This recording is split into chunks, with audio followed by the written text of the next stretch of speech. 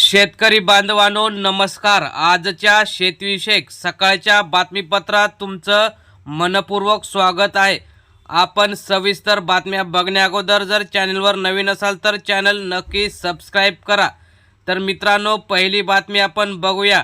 शेतकऱ्यांना आता 12,000 ऐवजी 15,000 रुपये देण्याची शक्यता, मुख्यमंत्र्यांनी केली घोषणा। याचा लवकरच GR काढण्याची शक्यता। त्यानंतर दुसरी महत्त्वाची बातमी, कृषी समृद्धी केंद्राचा शासनाला विसर, निधीची तरतूदच करण्यात आली नसल्याची महत्त्वाची माहिती समोर आली। त्यानंतर पुढील बातमी, कृषीची धुरा पुन्हा नाशिककडे, मंत्री माणिकराव कोकाटे यांच्या रूपाने दुसरा कृषी मंत्री नाशिक जिल्ह्याला मिळाला। त्यानंतर पुढील बातमी, संत्रा अनुदान व्यापाऱ्यांच्या घशात घालण्याचा डाव फसला, विदर्भातील 55,000 शेतकऱ्यांना मिळणार संत्रा अनुदान। त्यानंतर पुढील महत्त्वाची बातमी, कापूस उत्पादकांना भावांतर देण्यासाठी शासनाची विशेष समिती प्राध्यापक रमेशचंद्र यांच्या अध्यक्षतेखाली स्थापणार। त्यानंतर पुढील बातमी, अंशतः ढगाळ हवामानासह तापमानात चढ उतार शक्य, गायीच्या तोंडात फुटला गावठी बॉम्ब, साहूर येथील घटना, जंगली वराहांच्या बंदोबस्ताकरता लावला होता सापळा।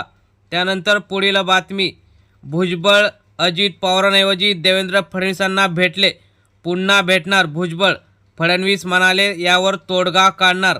त्यानंतर पुढील महत्त्वाची बातमी, इंदापुरात मका पिकांवर लष्करी अळीचा प्रादुर्भाव, शेतकरी चिंतेत।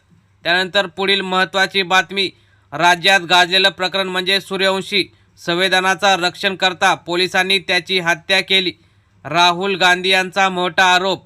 त्यानंतर पुढील महत्त्वाची बातमी, लोणार सरोवराच्या कडांना धक्के, मोठे भूस्खलन। त्यानंतर महत्त्वाची बातमी, शेतकरी श्रमजीवी घटकांसाठी बारामती बाजार समिती कटिबद्ध, सुनील तावरे, वर्धापन दिन उत्साहात साजरा। त्यानंतर पुढील महत्त्वाची बातमी, हवामानावर नवे संशोधन गरजेचे, डॉक्टर R कृष्णन यांचे प्रतिपादन।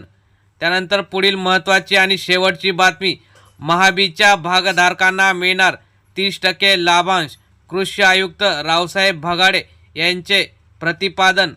तर शेतकरी मित्रांनो, ह्या होत्या आजच्या ताज्या आणि सकाळच्या महत्त्वाच्या शेतीविषयक बातम्या। अशाच बातम्यांसाठी आपण जर चॅनलवर नवीन असाल तर चॅनल सबस्क्राइब करून बेल आयकॉन दाबावे, त्यामुळे आपल्याला नवनवीन रोजच्या शेतीविषयक बातम्या पाहायला मिळतील।